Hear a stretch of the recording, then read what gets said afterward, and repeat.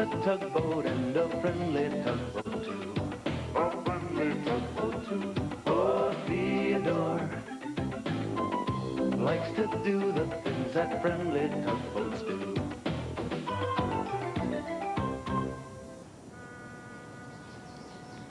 Hello. How are you today? I'm great. What, this? This is nothing. It's not as bad as it looks. Oh, I was hammering and, well, my thumb here kind of got in the way. But I can still do all my regular harbor master jobs just fine. Oh, yes. And my job today is to inspect the tugboats. And since it's an official inspection, I have to wear my official uniform. Just button it up. It'll look good. Oh, dear. This bandage keeps getting in the way. What kind of harbor master can't even button up his own uniform? Everybody's gonna think I'm silly. Probably all gonna laugh at me. Now I know how Emily felt. The time that she had the bruised bumper.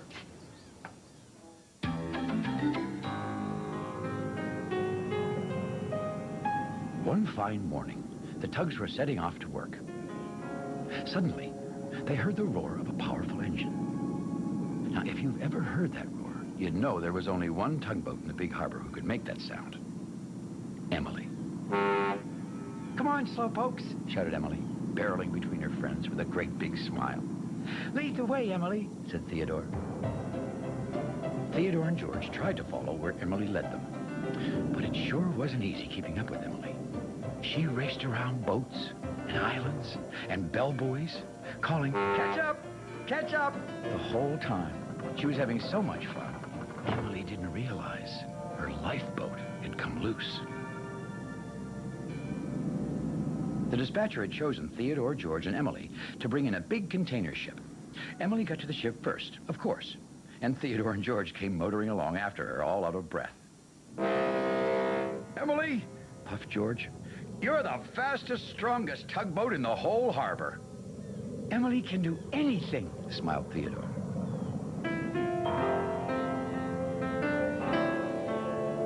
When everyone had buttoned their tow ropes onto the container ship, Emily gave 2 mighty blasts of her whistle and set off. Leading a big ship into the harbor made Emily feel like she could do anything. And that was the biggest, best feeling in the whole wide, wet world.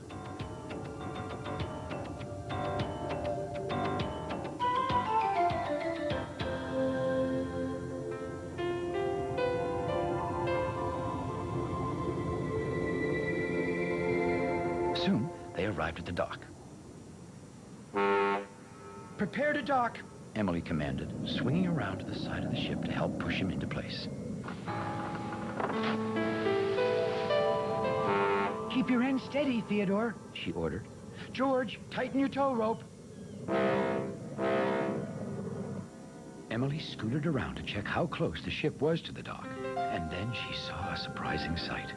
"My lifeboat," she said to herself. How did it get there? Emily didn't want to stop the whole docking just to get her lifeboat, but she didn't want her lifeboat to get squished by the big ship. She revved her engine and raced in to push her lifeboat out the other side. But George and Theodore didn't know that Emily was behind the ship, and at that very moment, they gave an extra push. "Ouch!" cried Emily.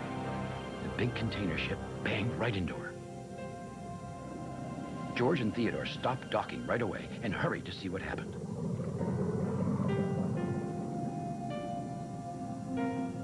"Emily!" shouted Theodore. Are you all right?" I'm fine," replied Emily, sounding a little shaky. Let's get back to work." Theodore and George got back into place, waiting for Emily to begin docking again. As soon as Emily tried to push with her big front bumper, ouch! Oh, she knew something was wrong. "Emily, what's the matter?" called George. "Are you sure you're okay?" added Theodore. "Well," said Emily, "maybe I should go to the repair dock." Emily Emily still hadn't returned from the repair dock by the time storytelling time was over that evening. "I wonder why Emily isn't back yet," said Theodore, still looking around to see if his friend was coming. One by one, the tugboats turned to their docks and went to sleep.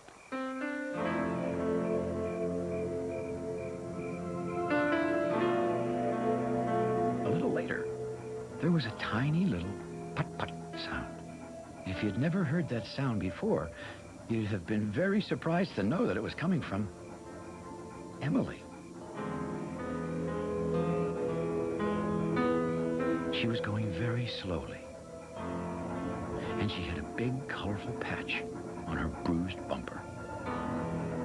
Emily had waited until the other tugboats were asleep to return to her dock. You see, her bumper hurt, so she had to putt-putt along, and she didn't want anyone to see her going so slowly. "I feel like a little rowboat," she said to herself. Emily wanted to make sure she didn't bump her bruised bumper again, so carefully, very carefully, she poked into place at her dock. Emily really didn't like being such a putt-putt, so pokey. "I can't do anything like I used to," she said to herself. And that was just about the worst feeling in the whole wide, wet world.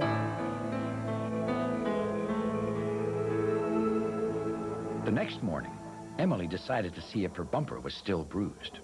She tried nudging it against the dock. "Ouch," she said out loud.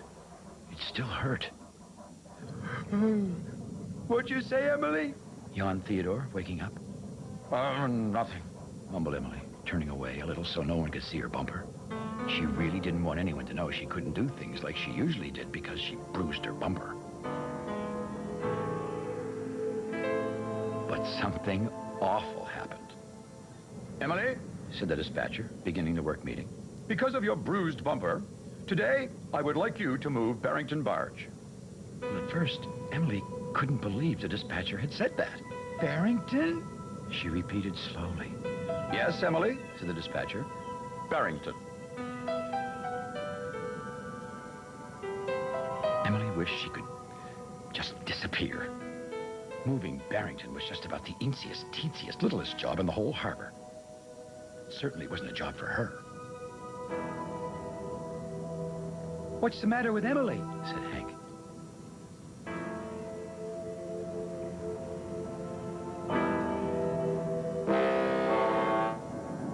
Emily waited until the work meeting was over and the other tugs were on their way into the harbor. Then she pushed off from her dock and set off to work, poking and putt-putting along. A horn startled her.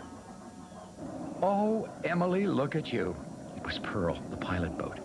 "Your poor bumper. Oh, does it hurt?" "I'm fine," said Emily quickly. "Almost." "Well, please take it easy today," said Pearl. "Just do your little job moving Barrington and then make sure you go straight home to your dock." Little job. Those words seemed to hurt even more than her bruised bumper. Now everyone in the whole harbor would see how pokey and putt-putty she was. "I'm not going to work today," Emily decided. "Everyone will laugh at me." A little later, Theodore was motoring past a small cove when he heard an even smaller whisper. "Theodore!"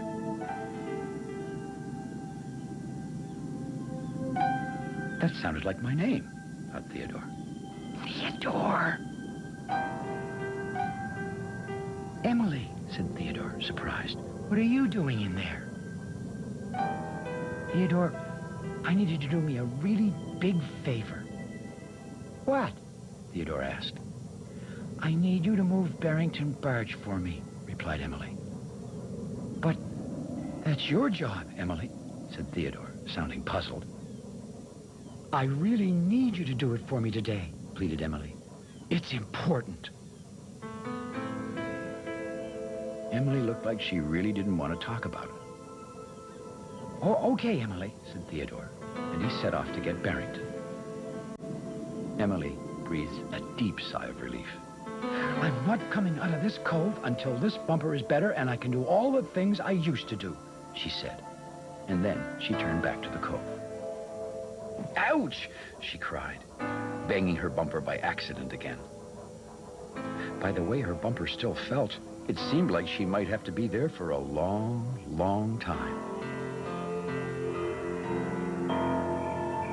The sun was beginning to sink over the edge of the ocean, and that meant, once again, it was story time for the tugboats. And once again, Emily wasn't there. How come Emily doesn't come to storytelling time anymore? Hank asked. Theodore had been thinking the exact same thing. Emily was still in that little cove, waiting for the tugs to go to sleep so no one could see her poke and putt-putt home like a little rowboat. She floated still, watching the sun go down, when all of a sudden she was startled by a rumbling engine.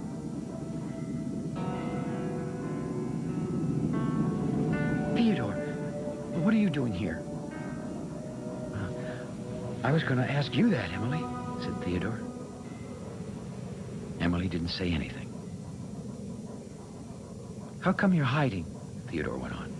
I'm not hiding, Emily almost shouted. Well, why didn't you want to move Barrington today?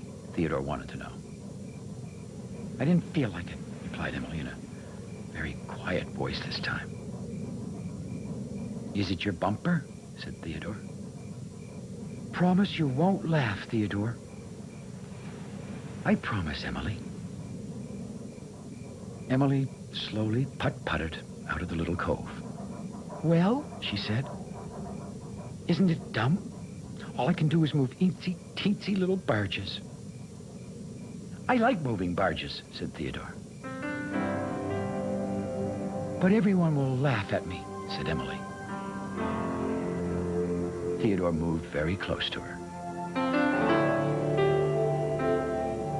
Emily, he said softly, even if you could only move bellboys, you'd still be Emily. I know, said Emily, but I can't do anything. You can still be my friend, smiled Theodore. Well, a slow smile spread over Emily's face. Theodore's words seemed to make some of the hurt go away, like magic. Yes, I can always be your friend, she said. You know, I think I'm feeling a little better now. Let's go home, Theodore. You lead the way, Emily, said Theodore. No, smiled Emily. I think today I better follow you, Theodore. Well, let's go together, said Theodore. And that's just what they did.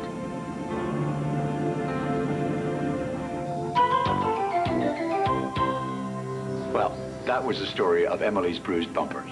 And this is the story of the harbor master's bruised thumb. But I know Emily understands.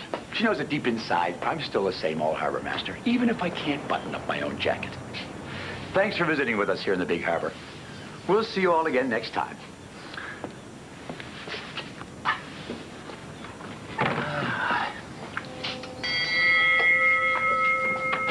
Now this is silly.